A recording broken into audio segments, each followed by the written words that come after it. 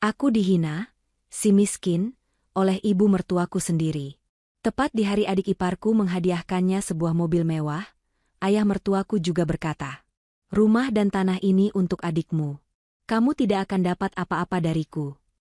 Aku dan suamiku pulang dengan hati hancur. Tapi malam itu, seorang pria misterius datang mengetuk pintu kami, membawa sebuah amplop yang akan membungkam kesombongan mereka selamanya. Sebelum ceritanya dimulai, silakan tulis di kolom komentar dari daerah mana saja teman-teman yang menonton cerita ini. Jangan lupa like dan subscribe agar channel ini bisa semakin berkembang dan bisa mempersembahkan cerita yang lebih menarik lagi. Matahari bersinar begitu terik, seolah ikut merayakan kebahagiaan yang membuncah di pelataran rumah mertuaku. Panasnya udara sama sekali tidak menyurutkan keramaian para tamu dan sanak saudara yang berkumpul. Hari ini adalah hari besar bagi keluarga suami saya, Irfan. Terutama bagi ibu mertuaku, Ibu Siti. Di tengah halaman yang luas itu, berdiri sebuah mobil baru berwarna putih mutiara, dihiasi pita merah raksasa yang berkilauan ditimpa cahaya mentari. Mobil itu adalah hadiah dari Anya, adik iparku, anak bungsu kesayangan keluarga.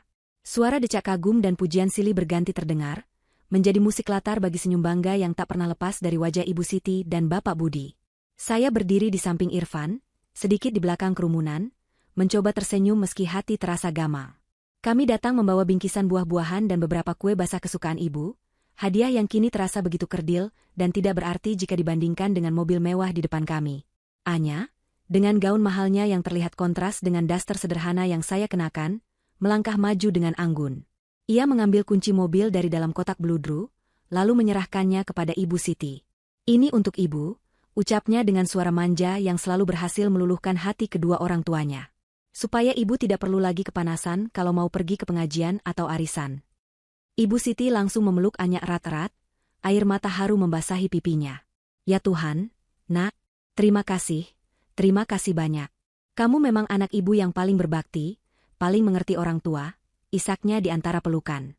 Bapak Budi menepuk-nepuk pundak putri bungsunya dengan tatapan penuh kebanggaan. Pemandangan itu seharusnya menjadi momen yang membahagiakan. Tetapi bagi saya, rasanya seperti ada ribuan jarum tak kasat mata yang menusuk-nusuk dada. Di tengah euforia itu, pandangan Ibu Siti beralih dan berhenti tepat pada saya. Senyum di wajahnya memudar, digantikan oleh tatapan dingin yang sudah sangat saya kenal. Ia melepaskan pelukannya dari Anya, lalu berjalan mendekati kami. Udara di sekitar kami terasa menegang. "Coba lihat, Kanaya," katanya dengan suara yang cukup keras untuk didengar oleh beberapa kerabat terdekat. "Ini baru namanya anak berbakti. Memberi hadiah yang benar-benar berguna, yang bisa mengangkat derajat orang tua. Tidak sepertimu, datang hanya membawa badan dan buah-buahan murahan dari pasar." Kalimat itu, tajam dan menghina, langsung membuat suasana hening seketika. Saya hanya bisa menunduk, merasakan wajah saya memanas karena malu dan sakit hati. Tangan Irfan yang berada di sampingku mengepal kuat, rahangnya mengeras menahan amarah. "Ibu, cukup," kata Irfan dengan suara tertahan. "Kanaya sudah berusaha. Jangan membanding-bandingkan seperti itu." Bukannya mereda, Ibu Siti malah semakin menjadi. Ia menatap putranya sendiri dengan pandangan meremehkan. "Berusaha apa? Gajimu dan istrimu itu digabungkan juga tidak akan cukup untuk membeli ban mobil ini. Seharusnya kamu belajar dari adikmu, Irfan. Dia perempuan, tapi bisa sukses. Kamu laki-laki, kepala keluarga, tapi hidupmu begitu-begitu saja. Membanggakan orang tua pun tidak bisa." Hinaan itu kini ditujukan langsung kepada suami saya, dan rasanya jauh lebih menyakitkan. Saya bisa merasakan getaran amarah dari tubuh Irfan. Saya tahu, selama ini ia menelan semua cemoohan itu demi menjaga keharmonisan keluarga. Tapi hari ini, batas kesabarannya sepertinya sudah tercapai. Sebelum Irfan sempat membalas, Bapak Budi melangkah maju. Wajahnya yang keras dan tanpa ekspresi menatap lurus ke arah Irfan, anaknya sendiri. "Sudah, Irfan. Ibumu benar. Kamu tidak perlu membela istrimu yang tidak bisa memberikan apa-apa ini," katanya dengan nada datar namun menusuk. Lalu, ia melanjutkan dengan kalimat yang menjadi puncak dari segala rasa sakit yang pernah kami terima. "Dan dengarkan ini baik-baik di depan semua orang. Rumah ini, tanah pekarangan yang luas ini, dan semua isinya, akan ayah wariskan sepenuhnya untuk adikmu, Anya. Kalian berdua," katanya sambil menunjuk kami bergantian dengan dagunya, "tidak akan dapat apa-apa dariku. Anggap saja ini sebagai balasan karena kamu tidak pernah bisa membuat kami bangga." Dunia seakan berhenti berputar. Napas saya tercekat di tenggorokan. Kata-kata itu, diucapkan dengan begitu enteng di hadapan banyak orang, terasa seperti vonis mati bagi harga diri kami. Semua pengorbanan yang pernah kami lakukan seolah sirna tak berbekas. Ingatan saya melayang pada malam-malam ketika saya terjaga untuk merawat Ibu Siti yang demam tinggi, sementara Anya sibuk dengan urusannya. Ingatan saya kembali pada saat saya merelakan tabungan kami untuk membantu biaya renovasi rumah ini secara diam-diam melalui Irfan, karena Bapak Budi sedang kesulitan. Semua itu seakan tidak pernah ada. Di mata mereka, nilai kami hanya sebatas materi yang bisa kami berikan. Irfan menarik napas panjang, lalu ia menggenggam tangan saya. "Kita pulang," bisiknya, suaranya bergetar menahan emosi. Tanpa mengucapkan sepatah kata pamit pun, ia menarik saya pergi dari halaman yang penuh dengan kepalsuan itu. Langkah kami terasa berat, diiringi oleh tatapan sinis dan bisik-bisik para kerabat. Kami pergi membawa luka yang begitu dalam, meninggalkan pesta yang merayakan kehancuran hati kami. Dalam perjalanan pulang yang sunyi di atas motor tua kami, Irfan menggenggam tangan saya dengan erat. "Maafkan aku, sayang," ucapnya lirih, matanya menatap lurus ke jalanan. "Mulai hari ini, kita bangun istana kita sendiri, sekecil apapun itu." Saya hanya bisa mengangguk, membiarkan air mata yang sejak tadi saya tahan akhirnya mengalir deras membasahi pipi. Kami tiba di rumah kontrakan kami yang sederhana saat langit mulai temaram. Rumah kecil dengan 2 kamar tidur ini terasa begitu sunyi, sangat kontras dengan kemeriahan yang baru saja kami tinggalkan. Suara deru motor yang dimatikan oleh Irfan menjadi satu-satunya bunyi yang memecah keheningan gang sempit tempat kami tinggal. Saya turun dari motor, kaki terasa lemas. Irfan membuka pintu dan kami melangkah masuk ke dalam. Tidak ada kata yang terucap di antara kami. Kami hanya saling memandang, mencoba mencari kekuatan di mata satu sama lain. Kepedihan dan penghinaan tadi masih terasa begitu pekat, memenuhi setiap sudut ruangan sempit ini. Irfan duduk di tepi ranjang, menyandarkan kepalanya ke dinding dengan tatapan kosong. Saya duduk di sampingnya, mengusap punggungnya pelan. Saya tahu, sebagai seorang suami dan anak laki-laki, luka yang ia rasakan pasti jauh lebih dalam. Ia telah gagal melindungi istrinya dari hinaan ibunya sendiri, dan gagal mendapatkan pengakuan dari ayahnya. Kami melewatkan makan malam.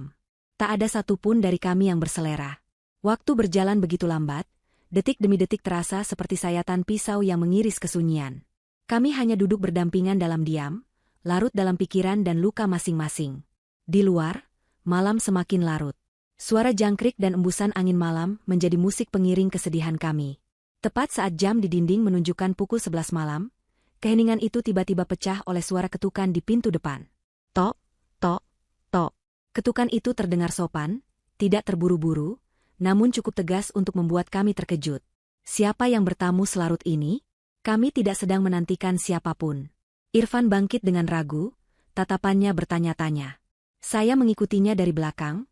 Perasaan was-was mulai menyelimuti hati. Dengan hati-hati, Irfan membuka pintu.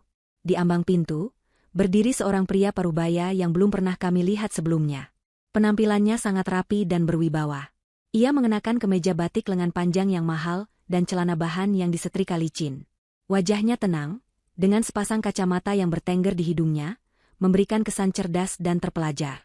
Kehadirannya di depan pintu kontrakan kami yang sederhana terasa sangat tidak pada tempatnya. "Selamat malam. Maaf mengganggu," sapa pria itu dengan suara yang berat dan jelas. "Saya mencari rumah Ibu Kanaya." Irfan sedikit mengernyitkan dahi. "Saya suaminya." "Ada keperluan apa ya, Pak, malam-malam begini?" tanyanya, sedikit protektif. Pria itu tidak menjawab pertanyaan Irfan. Pandangannya justru beralih ke arah saya yang berdiri di belakang suami saya. Ia menatap saya dengan tatapan yang aneh, sebuah tatapan yang dalam dan penuh dengan rasa hormat. Seolah ia sudah mengenal saya sejak lama. "Maaf mengganggu malam-malam, Ibu Kanaya," ulangnya, kali ini ditujukan langsung kepada saya. "Nama saya Surya. Saya diutus oleh almarhum ayah Anda." Jantung saya seakan berhenti berdetak sejenak. "Ayah? Ayah saya sudah meninggal dunia lebih dari 10 tahun yang lalu. Selama ini, saya hanya tahu bahwa ayah adalah seorang pegawai biasa yang meninggal karena sakit. Ibu saya pun sudah lebih dulu berpulang. Saya tidak punya kerabat dekat selain mereka. Bagaimana mungkin ada seseorang yang datang sebagai utusan dari ayah saya setelah sekian lama?" Lidah saya terasa keluh, tak mampu berkata-kata. Pria bernama Surya itu sepertinya mengerti kebingungan saya. Ia tidak banyak bicara lagi. Ia hanya mengulurkan sebuah amplop coklat besar dan tebal ke arah saya. Amplop itu terlihat tua, namun sangat rawat. Semua yang perlu ibu ketahui ada di dalam sini, katanya. Dengan tangan gemetar, saya menerima amplop itu. Rasanya berat dan padat. Setelah amplop itu berada di tangan saya, Pak Surya mengangguk sekali dengan sopan. Ia membalikkan badan, hendak pergi. Namun, sebelum ia benar-benar melangkah, ia berhenti sejenak dan menoleh kembali ke arah saya. Wajahnya terlihat serius di bawah cahaya lampu teras yang temaram. Ia menatap saya lekat-lekat, lalu mengucapkan kalimat yang membuat darah saya berdesir. Pesan terakhir dari almarhum ayah Anda adalah, sekarang saatnya untuk menunjukkan kepada mereka siapa dirimu sebenarnya.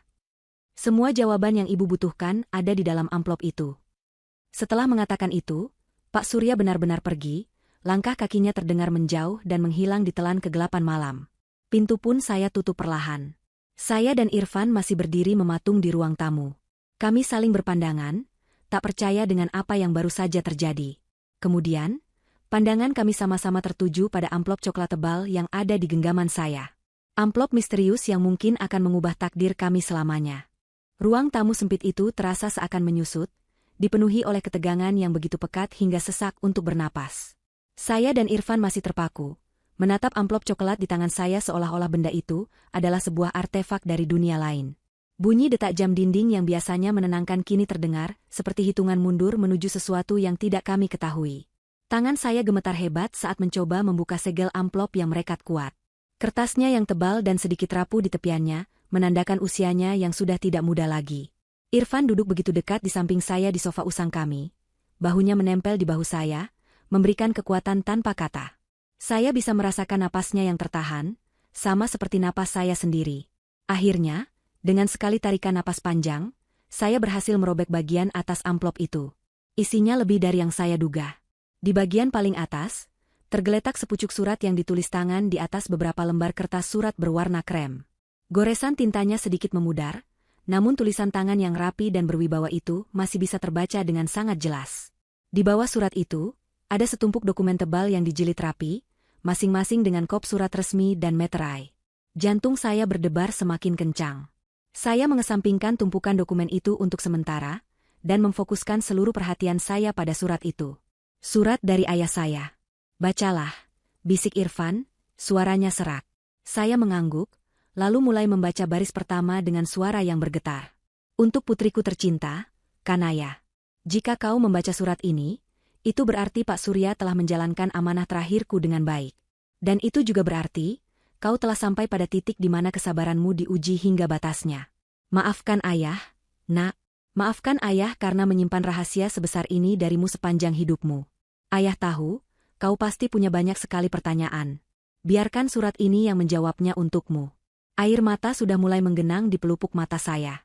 Suara ayah yang samar-samar saya ingat seolah terdengar di telinga, membacakan setiap kata untuk saya. Kau mungkin mengenal ayah sebagai seorang pegawai biasa yang hidup pas-pasan. Itu tidak sepenuhnya salah, tapi juga tidak sepenuhnya benar. Kenyataannya, nak, Tuhan menitipkan rezeki yang jauh lebih dari cukup kepada ayah. Ayah adalah pendiri dan pemilik sebuah perusahaan yang kau sendiri mungkin tidak pernah mendengarnya. Ayah sengaja membangun kehidupan yang sederhana untukmu dan ibumu. Ayah tidak ingin kau tumbuh menjadi pribadi yang manja, yang mengukur segala sesuatu dengan materi. Ayah ingin kau tumbuh menjadi wanita yang kuat, tulus, dan mampu melihat kebaikan hati seseorang tanpa terbutakan oleh gemerlap harta. Ayah ingin kau menemukan cinta sejati, seorang pria yang tulus mencintaimu apa adanya, bahkan saat kau tidak memiliki apa-apa. Dan melihatmu bersama Irfan, ayah tahu ayah tidak salah. Saya berhenti sejenak, melirik Irfan yang menatap saya dengan mata terbelalak, penuh ketidakpercayaan. Disebutnya nama suami saya dalam surat ini, membuat dada saya terasa hangat sekaligus sesak. Saya melanjutkan membaca. Setelah ayah tiada, ayah menugaskan Pak Surya, pengacara sekaligus sahabat terbaik ayah, untuk terus mengawasimu dari jauh.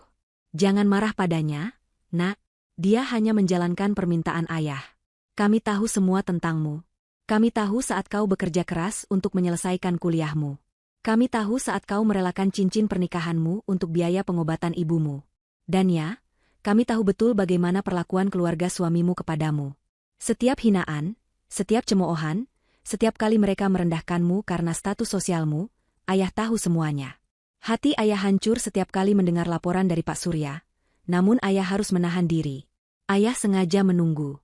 Ayah menunggu sampai mereka menunjukkan sifat asli mereka yang sesungguhnya, sampai kesombongan dan ketamakan mereka mencapai puncaknya. Ayah tidak ingin warisan ini jatuh ke tanganmu terlalu cepat, karena ayah khawatir itu justru akan menjadi sumber masalah baru atau membuatmu lupa diri. Ayah ingin kau merasakannya sendiri, betapa menyakitkannya dipandang sebelah mata, agar kau selalu ingat untuk tetap membumi saat kau sudah memiliki segalanya. Kejadian hari ini, saat mereka dengan angkuh memamerkan mobil baru dan mencampakkanmu serta suamimu, adalah tanda yang ayah tunggu. Itulah saatnya tabir ini harus dibuka. Isak tangis saya tak tertahankan lagi. Jadi, selama ini saya tidak pernah sendirian. Ada sepasang mata yang selalu menjaga, ada sebuah perlindungan tak terlihat yang dikirimkan oleh ayah dari seberang waktu. Semua rasa sakit, semua kesendirian yang saya rasakan, ternyata adalah bagian dari sebuah rencana besar yang didasari oleh cinta seorang ayah yang luar biasa. Irfan merengkuh saya dalam pelukannya, membiarkan saya menangis di bahunya. Ayahmu dia orang yang hebat, bisiknya. Setelah beberapa saat, saya berhasil menenangkan diri dan membaca paragraf terakhir dari surat itu. Kata-katanya kini terasa memberikan kekuatan yang luar biasa. Warisan yang ayah tinggalkan bukan hanya uang. Nak, itu adalah kekuatan. Kekuatan untuk membela harga dirimu. Kekuatan untuk menunjukkan kepada mereka bahwa nilai seorang manusia tidak diukur dari apa yang ia miliki. Gunakanlah dengan bijaksana. Ayah tidak ingin kau membalas dendam dengan cara yang sama rendahnya dengan mereka. Ayah hanya ingin kau mengambil kembali apa yang menjadi hakmu, dan memberikan mereka pelajaran yang tidak akan pernah mereka lupakan seumur hidup mereka. Sekarang, ambillah tumpukan dokumen itu. Bacalah dengan teliti, terutama dokumen yang menyangkut kepemilikan tanah yang kini mereka tinggali dengan begitu angkuh. Jantung saya seolah melompat ke tenggorokan. Kalimat terakhir itu terasa seperti gema dari sebuah ledakan besar yang akan segera terjadi. Setelah selesai membaca surat dari ayah, keheningan yang menyelimuti kami terasa berbeda. Bukan lagi keheningan yang penuh kepedihan, melainkan keheningan yang syarat akan ketegangan dan antisipasi. Tangan saya, yang tadi gemetar karena emosi, kini terasa lebih mantap saat meraih tumpukan dokumen tebal itu. Udara di sekitar kami terasa berat, seolah menunggu sebuah kebenaran besar terungkap. Irfan bergeser lebih dekat, tatapannya terkunci pada dokumen di tangan saya. Sesuai instruksi terakhir di surat ayah, saya mencari dokumen yang paling relevan. Mata saya langsung tertuju pada sebuah map tebal berwarna biru tua. Di sampulnya tertulis dengan jelas, sertifikat hak milik dan dokumen terkait. Dengan jantung yang berdegup kencang, saya membukanya. Di dalamnya, dilapisi plastik pelindung, terdapat selembar kertas tebal dan berharga dengan lambang Garuda di bagian atasnya. Sertifikat hak milik. Bukti kepemilikan tanah tertinggi dan terkuat di mata hukum. Saya mulai membaca detail yang tertera di sana, kata demi kata, dan dunia saya seakan dijungkir balikan. Napas saya tercekat. Saya membacanya sekali lagi, lalu sekali lagi, mencoba memastikan bahwa mata saya tidak salah. Di kolom alamat properti, tertera dengan jelas alamat yang sangat kami kenal, Jalan Anggrek nomor 12. Alamat rumah tempat Irfan dibesarkan. Alamat rumah tempat mertua saya tinggal. Alamat rumah tempat saya dihina habis-habisan siang tadi. Mas, panggil saya dengan suara tercekat, menyerahkan sertifikat itu kepada Irfan. Wajah Irfan langsung berubah pucat saat matanya menelusuri alamat itu. Tangannya sedikit gemetar. Namun, keterkejutan terbesar belum berakhir. Ia terus membaca ke bawah, ke bagian nama pemilik hak. Di sana, tertulis dengan huruf kapital yang tegas, bukan nama Bapak Budi, ayah mertuaku, melainkan sebuah nama yang kini terasa begitu agung dan sakral, nama lengkap almarhum ayah saya. Irfan terkesiap. Ia menatap saya, lalu kembali menatap sertifikat itu, seolah tidak percaya dengan apa yang dilihatnya. Di bagian bawah, tertera luas tanah yang mencengangkan. Bukan hanya sepetak tanah tempat rumah itu berdiri, tetapi sebuah lahan yang sangat luas yang mencakup seluruh pekarangan hingga kebun di belakangnya. Ini tidak mungkin, desis Irfan, suaranya nyaris tak terdengar. Bagaimana bisa? Seakan menjawab pertanyaannya, saya menemukan dokumen lain yang terselip tepat di belakang sertifikat itu. Sebuah akta notaris yang dibuat beberapa tahun lalu, tak lama setelah saya dan Irfan menikah. Judulnya adalah Akta Hibah. Dengan detail yang sangat rapi dan legal, akta itu menyatakan bahwa kepemilikan tanah di Jalan Anggrek nomor 12 tersebut, beserta segala sesuatu yang berdiri di atasnya, telah dihibahkan atau dialihkan sepenuhnya dari nama almarhum ayah saya kepada saya, putrinya satu-satunya, Kanaya. Dokumen itu sah, lengkap dengan tanda tangan notaris, saksi-saksi, dan meterai yang berlaku. Semuanya sudah diurus oleh Pak Surya, sesuai dengan wasiat ayah. Saat itu juga, semua kepingan teka-teki jatuh pada tempatnya dengan bunyi yang memekakan telinga. Rumah mewah yang selalu dibanggakan oleh Ibu Siti. Tanah luas yang dengan sombongnya dinyatakan oleh Bapak Budi sebagai warisan tunggal untuk Anya.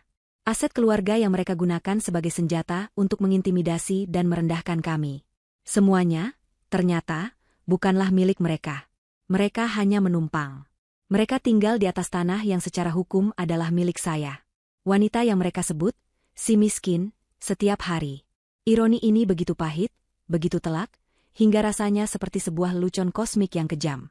Irfan bangkit dari sofa dan berjalan mondar-mandir di ruangan sempit itu.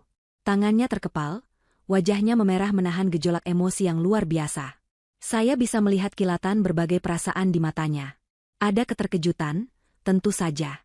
Ada kemarahan yang meluap-luap atas kebohongan dan keangkuhan orang tuanya sendiri.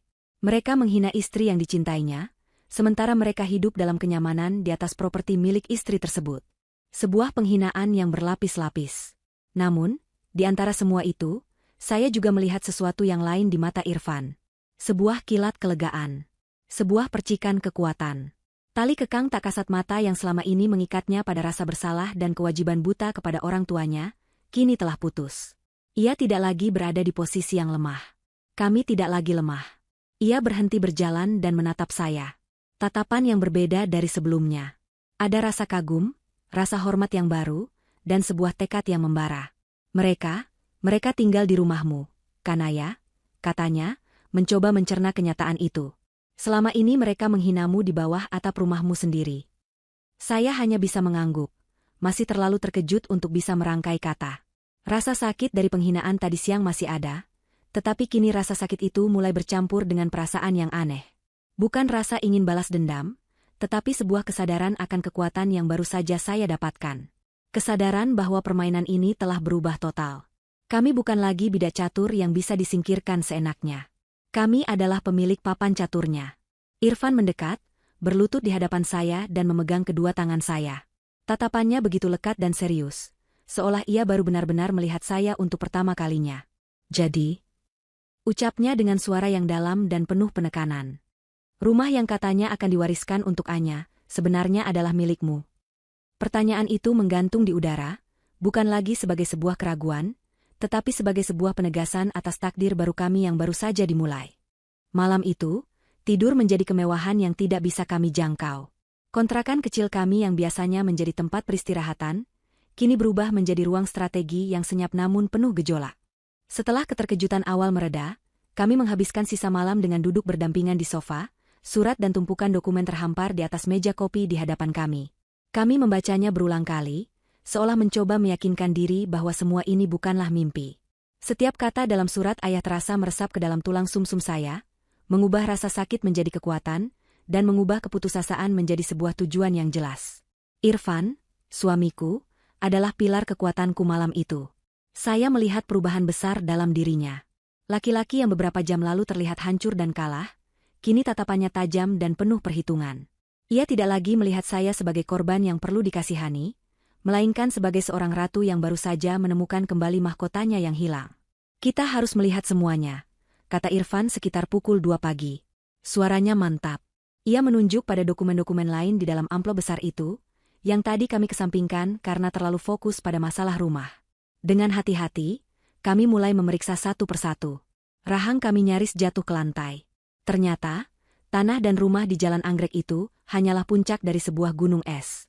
Di dalamnya terdapat sertifikat saham atas nama saya untuk kepemilikan 40% di sebuah perusahaan logistik dan kargo nasional yang cukup besar, PT Cakra Buana. Perusahaan yang didirikan dan dirintis oleh ayah dari nol. Ada pula sertifikat kepemilikan untuk beberapa properti komersial, 2 rumah toko di pusat kota, sebuah bangunan rumah kos 3 lantai di dekat kampus Universitas Negeri, dan sebidang tanah kosong yang sangat strategis di jalur utama provinsi. Dan yang terakhir, ada beberapa buku rekening bank dan dokumen portofolio investasi reksadana dan obligasi yang nilainya membuat kepala kami pusing. Kami terdiam untuk waktu yang sangat lama. Skala kekayaan ini begitu luar biasa, di luar imajinasi terliar kami. Selama ini saya hidup dengan berpikir bahwa satu-satunya warisan saya adalah kenangan dan beberapa foto usang. Selama ini kami pusing memikirkan cara membayar cicilan motor dan tagihan listrik setiap bulan. Sekarang, di hadapan kami, terbentang sebuah kerajaan bisnis yang dibangun dalam sunyi oleh seorang ayah yang luar biasa. Irfan bangkit dan berjalan ke dapur, lalu kembali dengan 2 gelas air putih. Ia memberikan satu kepada saya. "Minumlah," katanya lembut. "Kepala kita bisa meledak kalau terus begini." Iya benar. Semua informasi ini terlalu banyak untuk dicerna dalam satu malam. Namun, di tengah kebingungan itu, satu hal menjadi sangat jelas. Ini bukan lagi sekadar masalah perebutan rumah atau pembelaan harga diri. Ini adalah tentang mengambil alih sebuah warisan, sebuah tanggung jawab besar yang telah ayah persiapkan untuk saya. Menjelang fajar, ketika semburat cahaya pertama mulai menyinari jendela, kami akhirnya sampai pada sebuah kesimpulan. Kami tidak bisa melangkah sendiri. Kami membutuhkan bimbingan. Kami membutuhkan Pak Surya. Sesuai kesepakatan, kami menunggu hingga pukul 8 pagi sebelum Irfan menekan nomor telepon yang tertera di kartu nama Pak Surya yang terselip di dalam amplop. Jantung saya berdebar kencang saat Irfan menyalakan pengeras suara ponselnya. Panggilan itu langsung dijawab pada dering kedua. "Selamat pagi, dengan Surya di sini." Suara di seberang telepon terdengar tenang dan profesional, sama seperti penampilannya semalam. "Selamat pagi, Pak Surya. Saya Irfan, suami Kanaya. Kami sudah membaca semuanya," kata Irfan, suaranya sedikit ragu. Terdengar helaan napas lega dari seberang. "Syukurlah. Saya sudah menunggu panggilan dari Anda. Bagaimana keadaan Ibu Kanaya?" tanya Pak Surya dengan nada penuh perhatian.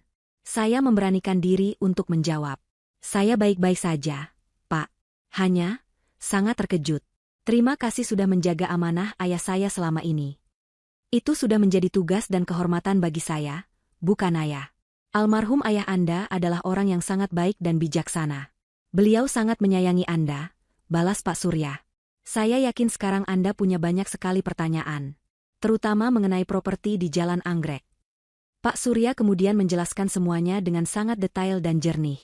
Ia membenarkan bahwa ayah saya membeli tanah itu puluhan tahun lalu dari seorang teman yang butuh uang, dan Bapak Budi, yang saat itu merupakan rekan bisnis kecil-kecilan ayah saya, meminta izin untuk membangun rumah di sana dengan perjanjian lisan bahwa ia akan membelinya jika sudah punya cukup uang. Namun, waktu berlalu, bisnis ayah saya meroket sementara bisnis Bapak Budi stagnan, dan janji itu seolah menguap dilupakan oleh keluarga mertua saya. Ayah saya, karena kebaikan hatinya, membiarkan mereka tinggal di sana tanpa pernah menagih. Beliau tidak pernah menyangka bahwa kebaikannya akan dibalas dengan kesombongan dan penghinaan terhadap putrinya sendiri.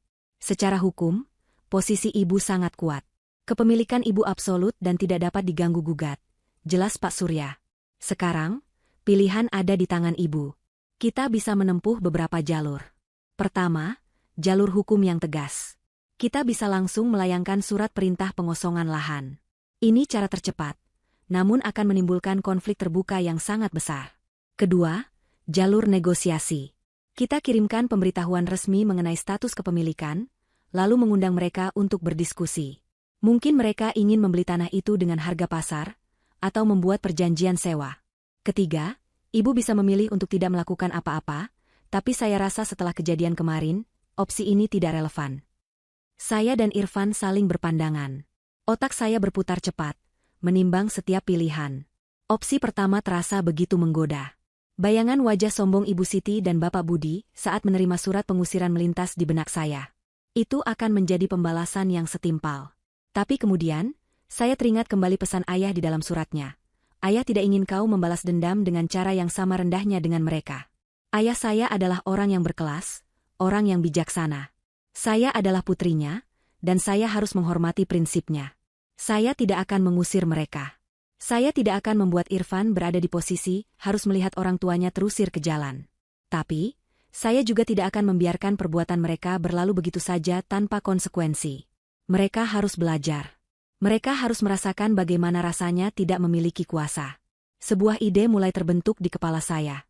Sebuah rencana yang tidak hanya akan memberikan keadilan, tetapi juga sebuah pelajaran abadi. Saya menarik napas dalam-dalam. "Pak Surya," kata saya, suara saya kini terdengar tegas dan percaya diri, sesuatu yang bahkan mengejutkan diri saya sendiri. "Kita akan ambil jalur kedua. Kirimkan pemberitahuan resmi. Tapi saya tidak ingin menjualnya, dan saya tidak ingin mereka pergi." Irfan menatap saya dengan kening berkerut, mencoba memahami arah pikiran saya. Lalu apa rencana ibu? Tanya Pak Surya. Saya menatap lurus ke arah Irfan, matanya kini memancarkan dukungan penuh, seolah ia sudah mengerti apa yang akan saya katakan. Kita tidak akan mengusir mereka, Mas, kata saya kepada suami saya terlebih dahulu, sebelum kembali berbicara ke telepon. Tapi kita akan ajarkan mereka arti dari menghargai orang lain. Kita akan berikan mereka pelajaran tentang kerendahan hati. Sementara kami bergulat dengan takdir baru kami di sebuah kontrakan sempit, kehidupan di Jalan Anggrek nomor 12 berjalan seperti biasa, bahkan lebih baik dari biasanya. Keesokan paginya, matahari bersinar cerah, seolah ikut memvalidasi kebahagiaan dan kebanggaan yang melingkupi rumah besar itu. Ibu Siti bangun dengan senyum merekah di wajahnya. Ia berjalan ke teras depan dengan secangkir teh hangat di tangannya, matanya langsung tertuju pada mobil putih mutiara yang terparkir anggun di garasi. Mobil itu sudah dicuci bersih oleh asisten rumah tangga mereka pagi-pagi sekali, dan kini berkilauan di bawah sinar mentari, menjadi monumen nyata atas kesuksesan putrinya dan, tentu saja, status sosialnya yang terangkat. Baginya, mobil itu bukan sekadar alat transportasi, melainkan sebuah trofi kemenangan. Trofi yang membuktikan bahwa caranya mendidik anak tidak salah, dan bahwa keputusannya untuk lebih menyayangi Anya adalah keputusan yang tepat. Ia duduk di kursi rotan, menyesap tehnya, lalu meraih ponselnya. Jari-jarinya dengan lincah menari di atas layar, membuka grup WhatsApp arisan dan pengajiannya. Alhamdulillah, berkah anak solehah, ketiknya, diakhiri dengan foto mobil baru dari berbagai sudut. Dalam sekejap, ucapan selamat dan emoji tepuk tangan membanjiri grup. Ibu Siti tersenyum puas. Ia kemudian menelepon sahabat terdekatnya, Bu Wati, dan mulai bercerita dengan suara yang sengaja dikeraskan. Iya, Jeng. Ini loh, si Anya. Tiba-tiba saja kemarin datang bawa mobil baru buat ibu. Aduh, terharu sekali rasanya. Memang beda ya, anak yang sukses itu, balas budinya juga tidak main-main. Tentu saja, ia tidak lupa menambahkan bumbu penyedap dalam ceritanya. Kemarin si Irfan juga datang sama istrinya. Ya ampun, Jeng, cuma bawa buah seplastik. Mukanya masam sekali lihat adiknya kasih hadiah mobil. Mungkin iri, ya. Makanya langsung pulang, tidak pamit. Namanya juga orang susah, hatinya sempit. Di dalam rumah, Bapak Budi duduk di meja makan sambil membaca koran. Ia terlihat tenang dan puas. Keputusannya kemarin untuk menegaskan soal warisan di depan semua orang ia anggap sebagai sebuah langkah yang brilian. Itu adalah cara untuk memotong harapan Irfan, memastikan tidak akan ada drama perebutan harta di kemudian hari. Baginya, Irfan adalah sebuah investasi yang gagal. Anaknya itu terlalu lembek, terlalu penurut pada istrinya yang miskin. Anya, di sisi lain, adalah masa depannya. Dengan kesuksesan Anya, masa tuanya akan terjamin dalam kemewahan dan kehormatan. Ia sama sekali tidak merasa bersalah. Baginya, itu adalah logika kehidupan yang sederhana. Siapa yang memberi lebih banyak, dia yang berhak menerima lebih banyak. Anya sendiri turun dari kamarnya sekitar pukul 9, masih mengenakan piyama sutranya. Ia disambut dengan sarapan istimewa yang disiapkan khusus untuknya. Anak ibu yang paling hebat, sapa Ibu Siti sambil mengusapkan tangannya di rambut Anya. Anya tersenyum, menikmati setiap detik pemujaan itu. Sejujurnya, ada sedikit rasa tidak nyaman di hatinya saat mengingat ekspresi terluka di wajah kakaknya, Irfan, dan Mbak Kanaya kemarin. Tapi perasaan itu dengan cepat ia tepis. Ia meyakinkan dirinya sendiri bahwa ini adalah buah dari kerja kerasnya. Ia lembur setiap hari, mengorbankan waktu bermainnya untuk meniti karir. Sementara kakaknya, menurutnya, terlalu cepat puas dengan hidup yang pas-pasan. Jadi, wajar jika hasilnya berbeda. Nanti siang teman-teman kantor mau lihat mobil baru Anya, Bu. Mungkin kami mau keliling kompleks sebentar, katanya di sela-sela sarapannya. Oh, boleh sekali. Harus itu. Biar semua orang tahu, sahut Ibu Siti dengan antusias. Keangkuhan keluarga itu seolah tidak ada batasnya. Merasa syukuran kecil kemarin tidak cukup untuk memamerkan status baru mereka, Ibu Siti memutuskan untuk menggelar acara yang lebih besar di akhir pekan. Sebuah pengajian dan syukuran akbar. Ia mulai sibuk membuat daftar tamu, memesan catering paling mahal di kota, bahkan berencana menyewa tenda dan kursi agar semua tetangga di kompleks bisa ikut menyaksikan kemakmuran keluarganya. Bapak Budi setuju-setuju saja. Sementara Anya sibuk memilih baju baru yang akan ia kenakan di acara itu. Mereka benar-benar terbuai dalam gelembung kebahagiaan dan kesombongan mereka, sama sekali tidak menyadari bahwa di luar sana, sebuah badai besar sedang bersiap untuk menerjang. Mereka terlalu sibuk memandang ke atas, hingga lupa untuk melihat tanah rapuh yang mereka pijak. Beberapa hari kemudian, tepatnya di hari Jumat siang, persiapan untuk pesta akhir pekan sedang berjalan lancar. Ibu Siti sedang sibuk di telepon dengan pihak catering, tawar-menawar menu dengan gaya angkuhnya. Bapak Budi baru saja pulang dari klub pensiunannya, dan Anya sedang mencoba gaun barunya di kamar. Suasana rumah terasa ringan dan penuh antisipasi. Tiba-tiba, bel pintu berbunyi. Asisten rumah tangga membukakan pintu dan kembali dengan sebuah surat di tangannya. Ada surat buat Bapak, katanya sambil menyerahkan sebuah amplop putih bersih dan tebal kepada Bapak Budi. Amplop itu terlihat sangat resmi. Di sudut kiri atas, tertera logo sebuah firma hukum yang sangat terkenal dan disegani di kota itu. Bapak Budi mengerutkan keningnya. Ia tidak punya urusan dengan pengacara. Mungkin salah kirim, gumamnya, tapi nama dan alamat yang tertera sangat jelas, ditujukan kepadanya. Dengan santai, ia merobek amplop itu. Ia masih mengira itu mungkin hanya penawaran jasa atau semacamnya. Ia mengeluarkan beberapa lembar kertas dari dalamnya dan mulai membaca. Kalimat pertama langsung membuatnya berhenti bernapas. Perihal, pemberitahuan kepemilikan sah dan somasi pertama. Ia terus membaca, matanya bergerak cepat dari satu baris ke baris berikutnya. Wajahnya yang semula santai perlahan-lahan menegang. Senyum tipis di bibirnya memudar, digantikan oleh ekspresi kebingungan, lalu berubah menjadi ketidakpercayaan. Ibu Siti yang baru selesai menelepon, melihat perubahan drastis pada raut wajah suaminya. "Ada apa, Pak? Surat dari siapa?" tanyanya sambil mendekat. Bapak Budi tidak menjawab. Ia hanya terus membaca, tangannya yang memegang kertas mulai bergetar hebat. Keringat dingin mulai membasahi pelipisnya. Koran yang tadi ia baca jatuh dari pangkuannya ke lantai, tanpa ia sadari. Ia membaca nama pemilik sah tanah itu, nama yang tertera di salinan sertifikat yang dilampirkan. Kanaya. Nama menantunya yang miskin. Dunianya yang sempurna tiba-tiba retak. Tawa dan kebahagiaan yang beberapa detik lalu memenuhi ruangan itu menguap seketika, digantikan oleh keheningan yang mencekam dan menakutkan. Keheningan yang jatuh setelah Bapak Budi membaca surat itu terasa lebih berat daripada keheningan di pemakaman. Udara di ruang keluarga yang megah itu seakan membeku. Warna perlahan terkuras dari wajah Bapak Budi, meninggalkannya pucat pasi seperti kertas yang dipegangnya. Tangannya yang biasanya kokoh dan berwibawa, kini gemetar hebat. Ibu Siti, yang nalurinya merasakan ada sesuatu yang sangat salah, merebut kertas itu dari tangan suaminya. Matanya yang sipit menyapu baris demi baris kalimat hukum yang kaku dan dingin. Semakin ia membaca, semakin lebar matanya terbelalak.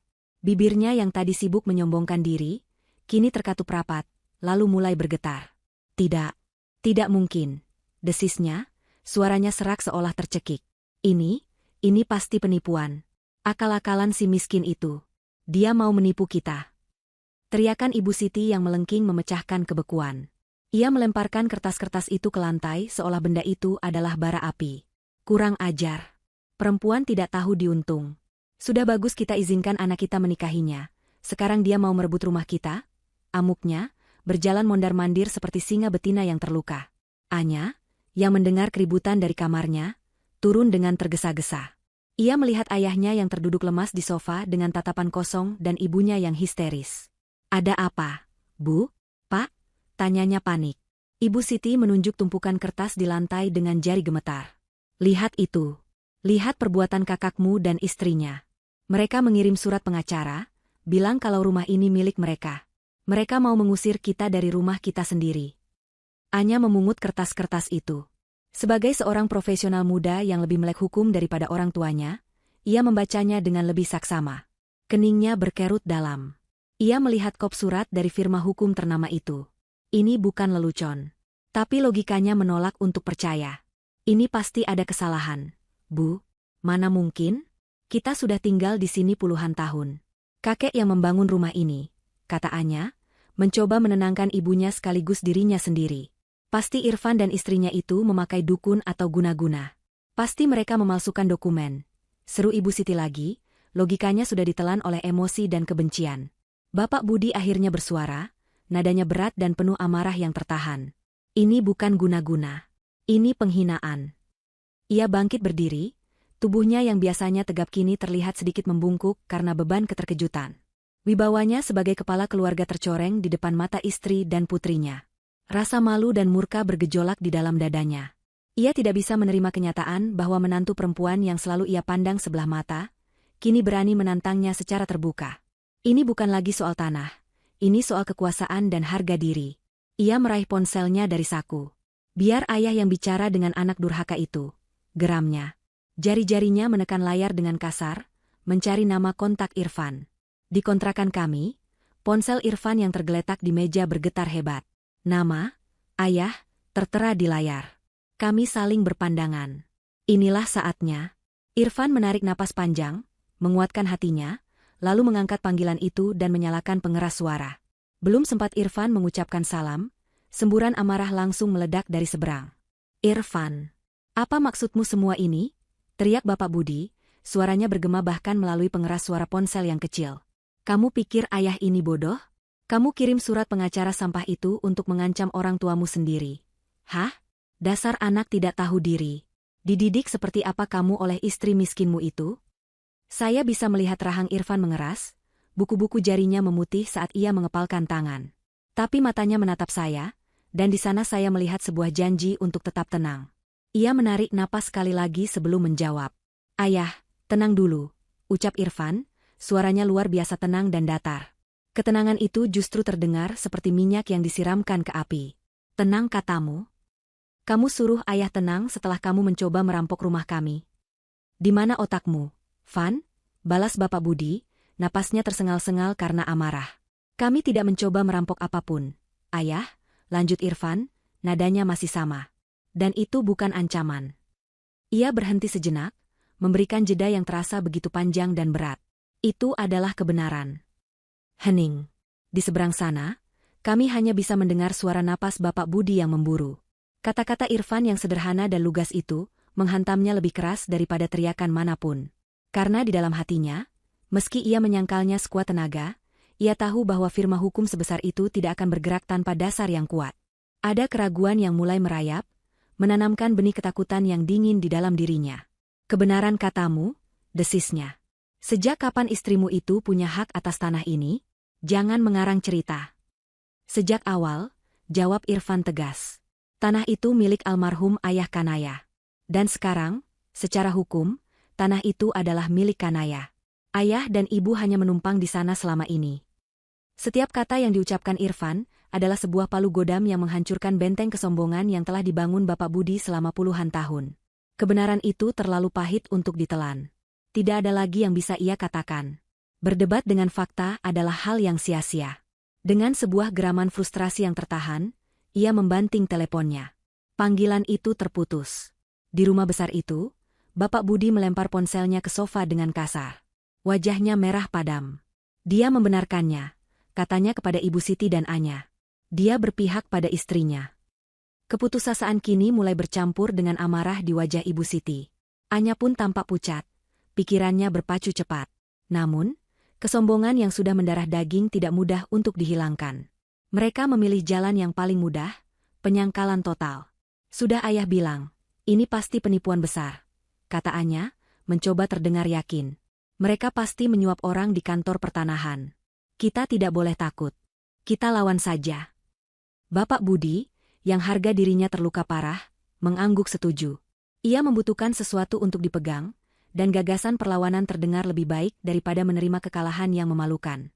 Ia berjalan ke tempat kertas somasi itu berserakan, memungutnya, lalu dengan gerakan dramatis, merobek-robek kertas itu menjadi serpihan kecil. "Anggap saja surat ini tidak pernah ada," katanya dengan suara menggelegar. "Kita lanjutkan persiapan syukuran. Tunjukkan pada semua orang bahwa kita tidak terpengaruh oleh ancaman murahan ini." Ibu Siti dan Anya mengangguk, mencoba meyakinkan diri mereka sendiri bahwa dengan mengabaikan masalah itu akan hilang dengan sendirinya. Mereka tidak tahu, mereka baru saja meniup peluit dimulainya sebuah perang yang tidak mungkin mereka menangkan. 1 minggu berlalu dalam ketegangan yang aneh. Di rumah Jalan Anggrek, keluarga mertua saya berusaha keras untuk hidup seolah tidak terjadi apa-apa. Mereka melanjutkan persiapan pesta syukuran akhir pekan dengan semangat yang dipaksakan. Ibu Siti semakin sering memamerkan mobil baru Anya kepada tetangga, seolah ingin membuktikan bahwa posisi mereka tidak tergoyahkan. Bapak Budi lebih banyak diam, namun sorot matanya yang keras menyeratkan badai yang ia simpan di dalam hati. Anya menyibukkan diri dengan pekerjaan, pulang larut setiap malam, menghindari percakapan apapun yang mengarah pada surat misterius itu. Mereka membangun dinding penyangkalan yang tinggi dan tebal di sekitar mereka, berharap kebenaran tidak akan bisa menembusnya. Namun, kebenaran, seperti air, selalu menemukan cara untuk merembes masuk. Pagi itu, seminggu setelah somasi pertama dirobek menjadi serpihan, sebuah mobil sedan berhenti tepat di depan gerbang rumah mereka. Seorang pria berpenampilan resmi, mengenakan seragam safari berwarna biru tua, turun dari mobil. Ia membawa sebuah map besar dan berjalan dengan langkah tegap menuju pintu utama. Pria itu bukan kurir biasa. Ia adalah seorang jurusita dari pengadilan. Kehadirannya yang begitu formal dan mengintimidasi langsung menarik perhatian. Asisten rumah tangga yang membukakan pintu tergagap saat pria itu memperkenalkan diri dan meminta untuk bertemu langsung dengan Bapak Budi selaku kepala rumah tangga. Bapak Budi, yang sedang minum kopi di teras, merasakan firasat buruk yang menusuk perutnya. Ia menemui pria itu dengan wajah kaku. "Selamat pagi, Bapak Budi," sapa jurusita itu dengan nada datar tanpa emosi. "Saya di sini untuk menyampaikan surat somasi kedua dari firma hukum Wibisono Rekan atas nama klien kami, Ibu Kanaya. Kali ini, tidak ada amplop yang bisa dirobek." Pria itu membuka mapnya dan menyerahkan setumpuk dokumen yang sudah dijilid rapi. Ia meminta Bapak Budi untuk menandatangani surat tanda terima. Dengan tangan yang terasa lebih berat dari biasanya, Bapak Budi menandatanganinya. Pintu ditutup, dan ia kembali ke teras dengan dokumen di tangannya. Dokumen kali ini jauh lebih tebal. Di halaman pertama, tertulis dengan huruf tebal, somasi kedua dan terakhir. Namun, bukan itu yang membuatnya lemas. Yang membuatnya seolah tersambar petir di siang bolong, adalah lampiran yang ada di belakangnya. Di sana, terlampir salinan sertifikat hak milik, SHM, atas nama ayah Kanaya yang sudah disahkan oleh notaris. Lengkap dengan peta lokasi dan nomor registrasi yang bisa diperiksa keabsahannya dimanapun. Dan di belakangnya, terlampir juga salinan akta hibah yang juga sudah dilegalisir, yang dengan jelas memindahkan kepemilikan itu kepada Kanaya. Bukti itu terpampang nyata. Dingin, legal, dan tidak terbantahkan. Tidak ada lagi ruang untuk berdebat tentang penipuan atau guna-guna. Dinding penyangkalan yang mereka bangun selama seminggu runtuh berkeping-keping dalam sekejap. Bapak Budi terduduk di kursinya, napasnya sesak. Kekuatan seolah tersedot habis dari tubuhnya. Ibu Siti yang menghampirinya dan melihat dokumen itu langsung menjerit histeris. Kali ini bukan jeritan amarah, melainkan jeritan kepanikan murni. Ini asli, isaknya sambil menatap suaminya. Bapak Budi hanya bisa mengangguk pelan, wajahnya kelabu. Harapan terakhir mereka kini tertumpu pada putri emas mereka. "Anya, cepat telepon Anya," teriak Ibu Siti panik. Di kantornya, Anya sedang berada di tengah rapat penting ketika ponselnya bergetar tanpa henti karena panggilan dari ibunya. Merasa terganggu, ia menolaknya beberapa kali. Tapi ibunya terus menelepon. Merasa ada yang tidak beres, ia pun izin keluar dari ruang rapat. "Ada apa sih, Bu?" "Anya lagi meeting," semprotnya kesal. "Pulang sekarang," jerit ibunya dari seberang, diselingi isak tangis. "Ada surat lagi. Ada buktinya. Kita benar-benar bisa diusir. Nya, cepat pulang." Kepanikan dalam suara ibunya begitu nyata, hingga membuat bulu kuduk Anya berdiri. Ia segera meminta maaf kepada atasannya dan bergegas pulang, melupakan semua pekerjaannya. Setibanya di rumah, ia melihat pemandangan yang belum pernah ia saksikan seumur hidupnya. Ayahnya, pilar keluarga yang selalu terlihat kuat dan tak tergoyahkan, duduk merosot di sofa dengan tatapan kosong. Ibunya menangis terseduh-seduh di sampingnya. Anya segera memeriksa dokumen itu. Sebagai orang yang lebih berpendidikan, ia langsung tahu bahwa ini adalah akhir dari segalanya. Dokumen-dokumen itu sempurna. Tapi egonya sebagai anak emas, sebagai penyelamat keluarga, menolak untuk menyerah. "Tenang, Bu, Pak. Biar Anya yang urus. Anya punya kenalan pengacara hebat," katanya, mencoba menyuntikkan harapan palsu. Ia segera menghubungi pengacara perusahaannya, seorang praktisi hukum senior yang sangat ia hormati. Ia mengirimkan foto dokumen-dokumen itu melalui email dan menceritakan situasinya. Ia menunggu dengan cemas, berharap sang pengacara bisa menemukan satu celah kecil untuk mereka bisa melawan. 15 menit kemudian, pengacaranya menelepon balik. "Selamat siang, Bu Anya," sapa pengacara itu dengan nada profesional. "Saya sudah memeriksa dokumen yang Ibu kirimkan. Saran saya hanya satu." Anya menahan napas. "Apa itu, Pak?" tanyanya penuh harap. "Segera hubungi pihak penggugat dan ajak berunding," jawab sang pengacara dengan tegas. "Dokumen ini absolut, Bu Anya. Sertifikat hak milik adalah bukti kepemilikan terkuat. Akta hibahnya juga dibuat secara sah oleh notaris. Secara hukum, posisi keluarga ibu sama sekali tidak ada. Jika ibu membawa ini ke pengadilan, ibu 100% akan kalah, dan hanya akan menambah biaya perkara yang sangat besar. Sebaiknya selesaikan ini secara kekeluargaan sebelum mereka menempuh jalur eksekusi lahan. Dunia Anya runtuh. Kata-kata, 100% akan kalah, bergema di telinganya. Untuk pertama kalinya dalam hidupnya, ia menghadapi sebuah masalah yang tidak bisa diselesaikan oleh uang, status, atau koneksinya. Ia, sang anak emas, ternyata tidak berdaya. Ia mengucapkan terima kasih dengan suara lemah dan menutup telepon. Ia menatap kedua orang tuanya yang memandangnya penuh harap. Ia menggeleng pelan. Pengacaranya bilang, kita tidak punya harapan. Isak tangis Ibu Siti pecah semakin keras. Bapak Budi hanya bisa memejamkan matanya, menerima kekalahan telak. Tiba-tiba, mobil baru yang terparkir di garasi terasa seperti sebuah ejekan. Hadiah yang seharusnya menjadi simbol kesuksesannya, kini terasa seperti beban hutang yang mencekik leher di saat keluarganya terancam kehilangan tempat tinggal. Kepanikan yang dingin dan mencekam akhirnya melanda dirinya sepenuhnya. Hanya ada satu jalan keluar. Satu orang yang bisa menghentikan ini semua. Dengan tangan gemetar, ia mengambil ponselnya. Ia menelan ludah, menekan harga dirinya dalam-dalam, lalu mencari nama kontak yang tidak pernah ia bayangkan akan ia hubungi dalam posisi seperti ini, Mbak Kanaya. Panggilan itu tersambung. Halo, terdengar suara tenang Kanaya dari seberang. Anya menarik napas, mencoba mengatur suaranya agar tidak terdengar gemetar. Mbak Kanaya, ini Anya, ucapnya lirih. Suaranya tidak lagi angkuh, melainkan pecah dan memelas. Tolonglah, Mbak, jangan usir ayah dan ibu. Mbak mau minta apa? Uang? Aku kasih. Suara memelas Anya di seberang telepon adalah musik yang tidak pernah saya duga akan saya dengar. Suara yang biasanya penuh dengan nada superioritas dan kepercayaan diri, kini terdengar pecah dan putus asa. Tawaran uang yang ia ajukan terasa begitu hampa dan menyedihkan. Selama ini, mereka pikir semua hal di dunia ini bisa diukur dan dibeli dengan uang.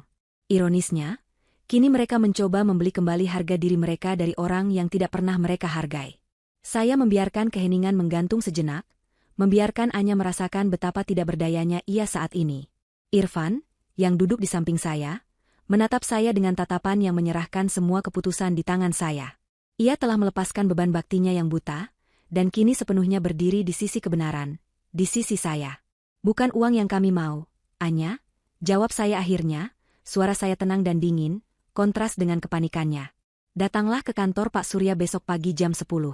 Ajak ayah dan ibumu. Kita bicara di sana. Tanpa menunggu jawabannya, saya menutup telepon. Keesokan harinya, ruang rapat di firma hukum Wibisono Rekan terasa begitu formal dan mengintimidasi. Dinding kayu yang gelap, meja mahoni panjang yang mengkilap, dan kursi-kursi kulit yang tinggi menciptakan atmosfer yang sangat berbeda dari ruang tamu rumah mereka yang nyaman. Saya dan Irfan sudah duduk di sana lebih dulu, di samping Pak Surya yang duduk dengan tenang di kepala meja. Kami sengaja datang lebih awal. Ini adalah panggung kami, dan kami yang akan mengatur alur permainannya. Tepat pukul 10, pintu terbuka. Bapak Budi, Ibu Siti, dan Anya masuk dengan langkah gontai. Pemandangan mereka sungguh menyedihkan. Bapak Budi, pria yang kemarin lusa masih dengan angkuh merobek surat kami, kini berjalan dengan bahu merosot, matanya menghindari tatapan kami. Ibu Siti, yang biasanya berdandan menor dengan perhiasan mencolok, kini hanya mengenakan gamis sederhana, wajahnya sembab dan pucat tanpa riasan, matanya terus menunduk menatap lantai. Dan Anya, sang anak emas, terlihat paling hancur. Wajahnya kuyu, lingkaran hitam di bawah matanya menunjukkan ia tidak tidur semalaman. Gaun mahal yang ia kenakan terlihat salah tempat di tengah suasana yang suram ini. Mereka duduk di seberang meja, menjaga jarak sejauh mungkin dari kami. Keheningan yang canggung menyelimuti ruangan. Pak Surya berdehem, memecah kesunyian. Baik, terima kasih sudah datang. Mulainya dengan nada profesional. Seperti yang sudah tertera dalam surat yang kami kirimkan, kami berkumpul hari ini untuk mendiskusikan status kepemilikan properti di Jalan Anggrek nomor 12.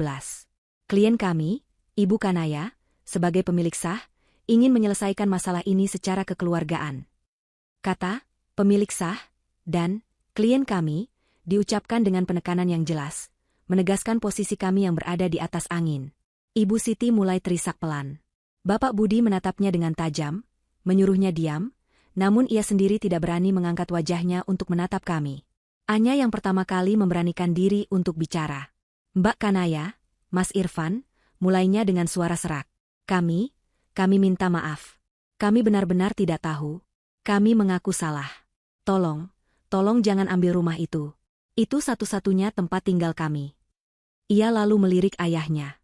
Bapak Budi sepertinya mendapat isyarat. Dengan enggan, ia mengangkat kepalanya. Matanya merah, dipenuhi campuran antara malu, marah, dan keputusasaan. Kanaya, katanya, menyebut nama saya tanpa embel-embel menantu untuk pertama kalinya dengan nada yang aneh. Lupakan semua perkataan saya tempo hari. Saya hilaf. Kalau ini masalah warisan, baiklah, kita bagi saja. Rumah itu kita bagi 2. Tidak, kamu ambil saja bagian yang lebih besar. Asalkan kami masih bisa tinggal di sana. Tawaran itu, yang keluar dari mulut pria yang dengan tegas menyatakan kami tidak akan dapat apa-apa, adalah puncak dari ironi. Ia masih berpikir ini semua tentang harta. Ia menawarkan sesuatu yang bahkan bukan miliknya untuk dibagi. Saya hanya tersenyum tipis. Irfan tetap diam, wajahnya datar tanpa ekspresi, membiarkan saya mengambil alih sepenuhnya.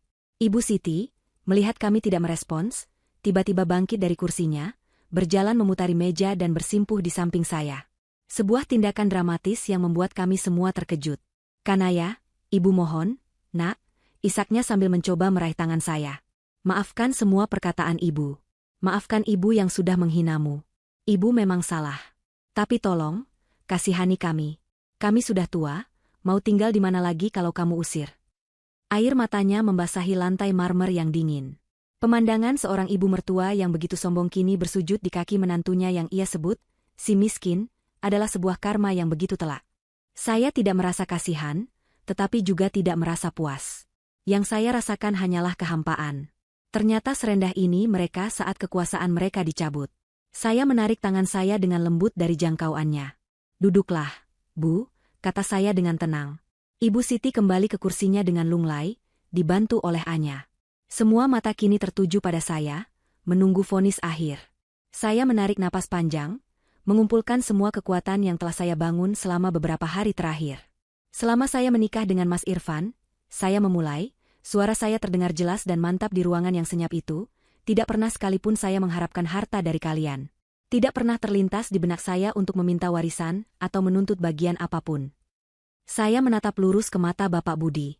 Yang saya dan Mas Irfan inginkan bukanlah uang, bukan rumah, bukan tanah. Kami hanya ingin dihargai. Dihargai sebagai anak, dihargai sebagai menantu, dihargai sebagai keluarga. Setiap kali ibu menyebut saya, si miskin, apakah ibu pernah berpikir bagaimana perasaan saya? Setiap kali ayah membanding-bandingkan Mas Irfan dengan Anya, apakah ayah pernah berpikir bagaimana hancurnya hati anak laki-laki ayah sendiri?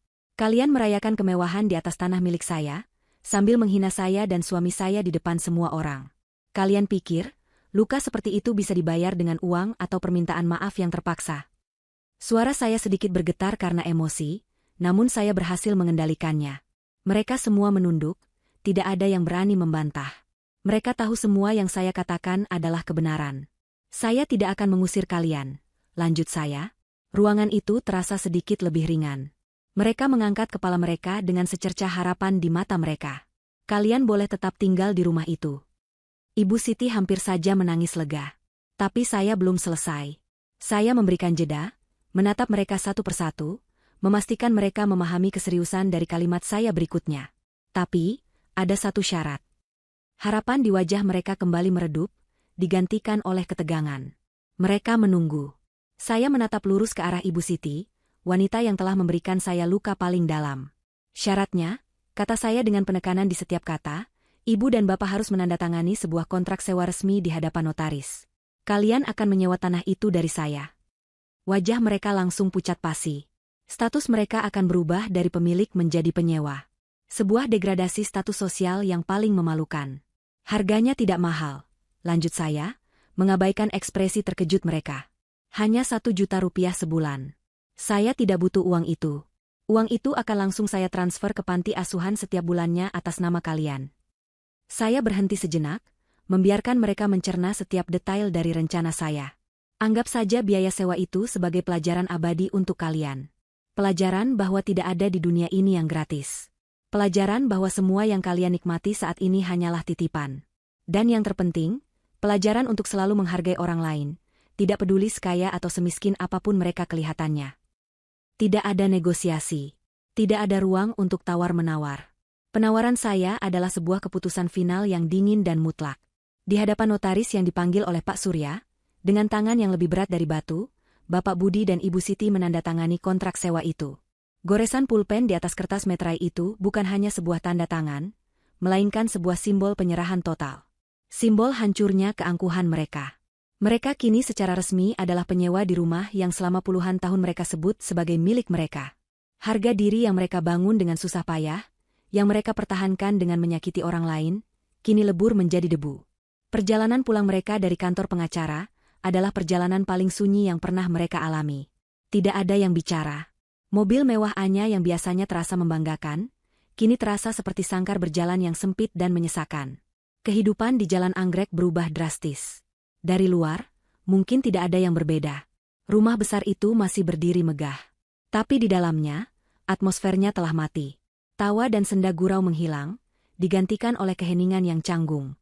Setiap awal bulan, dengan perasaan terhina, Bapak Budi harus mentransfer uang sewa kepada saya.